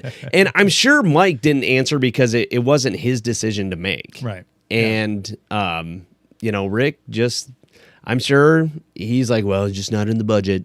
Just I'd love to have you, but I don't know. Me personally, I like Rick fine, but I just didn't think he was the greatest manager, you know. And I'm just speaking truths, and I know that I'm probably burning a lot of bridges doing this. You know, you'll never ever get back into iHeartRadio Eau Claire ever again. I'll probably never be in iHeartMedia ever again. No, it's okay. And honestly, like, it's fine. Like, I'm okay with that. I don't like the way they run the company, so why the hell would I want to go back? You know, it's it reminds me of an analogy I made about being a Vikings fan. And yes, here it is. I said, you know, being a Vikings fan is like being a battered wife. You know, people are asking, well, why don't you leave? I can't because I love him. You know, and I'm not trying to make light. I'm not making light of domestic violence. So once again, like I said, we're on the internet, so somebody's going to get pissed off about something. So now it's like, I can't believe he's making fun about domestic violence. Somebody fire him from his internet job. Yeah. Oh, I don't have one. See, I don't have an internet job. And you're fine. You're good. Yeah. And this is what I told one of my coworkers the other day. She's like, I'm offended that you said that. And she was joking at the time. I said, you know what happened the last time I got offended? Nothing. The sun still came up tomorrow. Like, it was crazy. Like, the world just kept spinning when I got offended. It did not stop on its axis. It's crazy. Bullshit. So that's how I feel about iHeart. Like, if I went back, I'd be going back just to get beat up again. Yeah. So start some small fires and exit stage left. Yeah, start some small fires, but nail the door shuts before you do that, you know. Yeah, it's a sign of love and affection. You gotta nails the door shuts. Bobby Tripp, my friend, it's been great to catch up. We got almost 2 hours. 2 hours in. Yes. Oh my goodness. We almost solved all the world's problems. Thank you to everybody who's jumping in here. All we did is bitch. Yeah, that's really like that. No, we had good memories in there. We sprinkled in the happiness, the fairy dust, all that stuff. The biggest goal was to give people a little glimpse behind the curtain of radio. And hopefully we did that. Hopefully you had a couple laughs with us. And Coop, I appreciate you, bro. Yeah. I really do. And hopefully we can do this again sometime. I had a blast. Oh, absolutely. We'll do this. We can make this a regular thing if we want to. We'll throw a topic down. We'll have a fish bowl. We'll pick out a topic and we'll just go after it. I love it. I like it. Let's do that. Your wife said we should have had a things to talk about. We just kind of wing it. Yeah. We just wung the whole thing. My wife says, do you have a list of topics that you're going to be talking about? I'm like, it's not a goddamn debate. It's two radio guys just talking about the old days. Bunch of bullshit is what it is. You need another stimulus check. We're not going to talk politics. Okay, good. No, we'll keep that out of the fishbowl. Politics and religion, the couple things that you don't really talk about on air. Tip out here. Bobby Tripp, thank you very much, man. Thank you, dude. Awesome, brother. Thank you all for tuning in wherever you are. Don't forget, we have a new drop coming up on Friday at CoopervilleClothing.com. Alt Yoga is what it's going to be checking out. So make sure you hit the links. They're coming up here on the notes. All right there. You can see them. It's so pretty. Check them out. Joe, thank you. Larry, Tommy, C-Dubs, Mom, Teresa, Aaron, thank y'all. Appreciate it. Tomorrow's show. Kevin Martin from Candlebox is on the show tomorrow. What? Candlebox has a new album coming out. How in the shit did we not talk about that? I just remembered. It was too busy being, taking that trip down memory lane. Kevin Martin, Candlebox, tomorrow. They have a new album out. It's called Wolves. We'll talk about that. They're going back on tour. And in the end of September, they're getting the entire original lineup back to do a couple of dates out in Seattle. So super cool stuff. We're talking about that tomorrow on the show. Thanks for watching. We'll see you tomorrow.